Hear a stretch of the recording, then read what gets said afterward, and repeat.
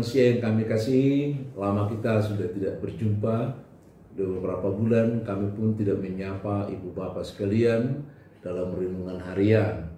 Kali ini Majelis Jemaat GKP Romangun dan dengan tim multimedia menyapa kita semuanya. Selamat menjalani hari-hari kita bersama dengan Roh Kudus.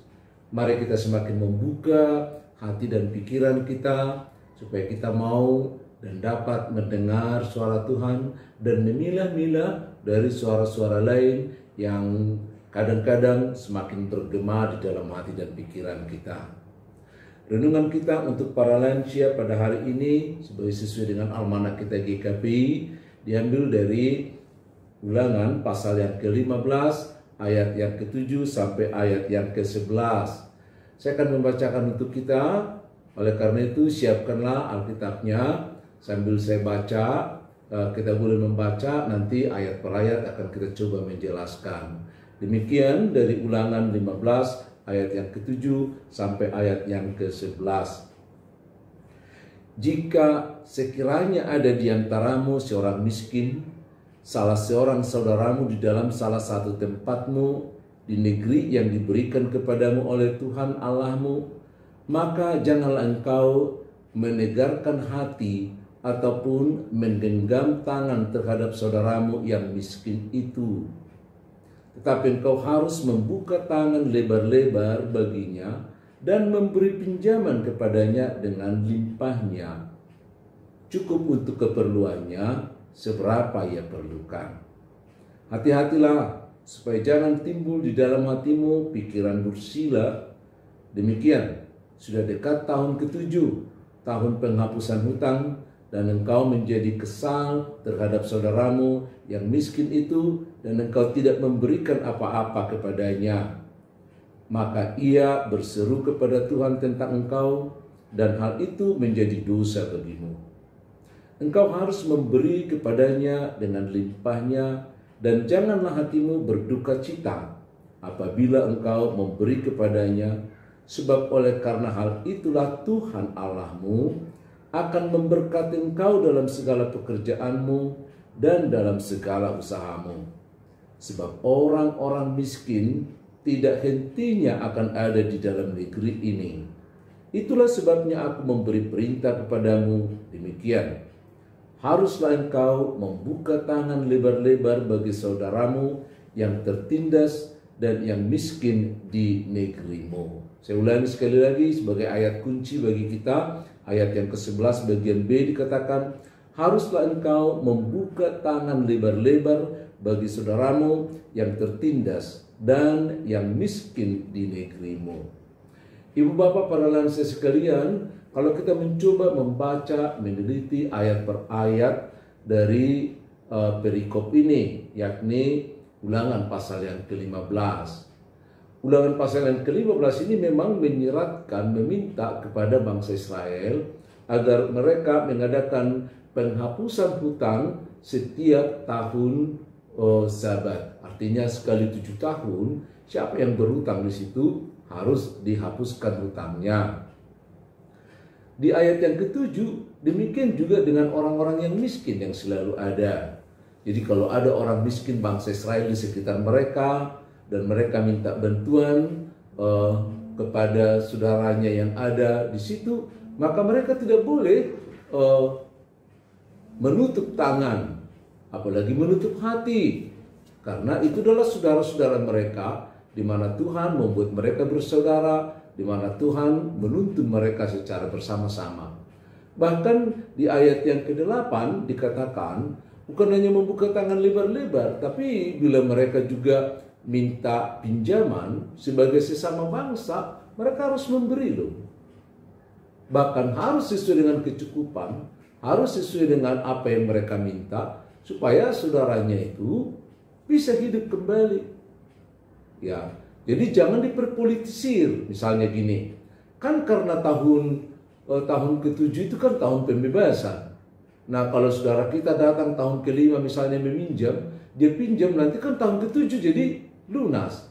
Maka mereka jadi kesal, enggak, cuma 2 tahun nanti nanti akan jadi lunas jadi nggak dibayar gitu ya. Nggak boleh diperpolitisir, tapi kita harus membantu sebagaimana kita maunya sebagai anak-anak Tuhan. Demikian juga ayat yang ke-7, engkau harus memberi kepadanya dengan limpahnya. Ya, dengan limpahnya. Jadi Tuhan memberkati kita juga tergantung dari bagaimana sikap kita kepada saudara-saudara kita. Sehingga di ayat yang ke-11 dikatakan, haruslah engkau membuka tangan lebar-lebar bagi saudaramu yang tertindas dan yang miskin di negerimu.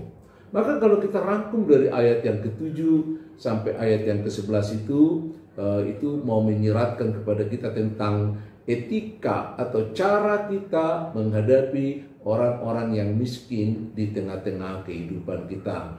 Yakni harus mau membuka tangan. Kita harus memberi dengan limpahnya. Kenapa? Karena semuanya kita terima dari Tuhan. Dan orang yang miskin itu juga adalah merupakan ciptaan Tuhan yang sama seperti kita. Sehingga kita juga bertanggung jawab untuk membantu perekonomiannya. Kalau demikian kan timbul masalah bagi kita para lansia.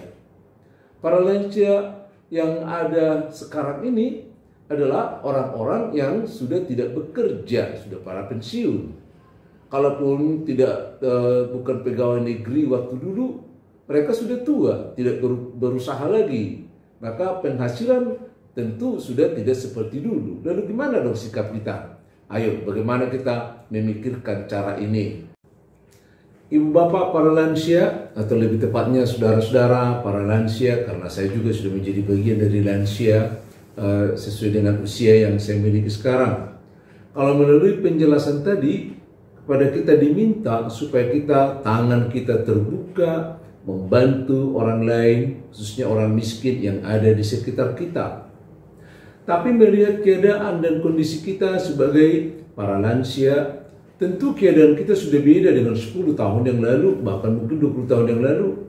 Saat kita masih bekerja, saat kita sehat, saat kita masih mendapatkan penghasilan, ini ayat 7 sampai ayat 11 ini nggak begitu permasalahan bagi kita. Karena kita boleh menyisihkan apa yang kita dapatkan dari Tuhan untuk membantu saudara-saudara kita yang miskin.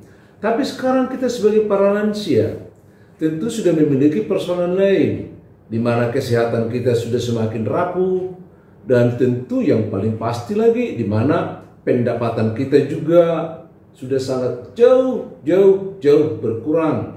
Kalau kita seorang pensiunan, itu hanya tinggal beberapa persen yang kita dapatkan. Dan kalau kita tidak pensiunan, tentu kita juga kalau tidak ada simpanan yang sebelumnya, kita sudah menjadi tanggungan dari anak-anak kita. Bagaimana kita mau membuka tangan untuk membantu orang lain?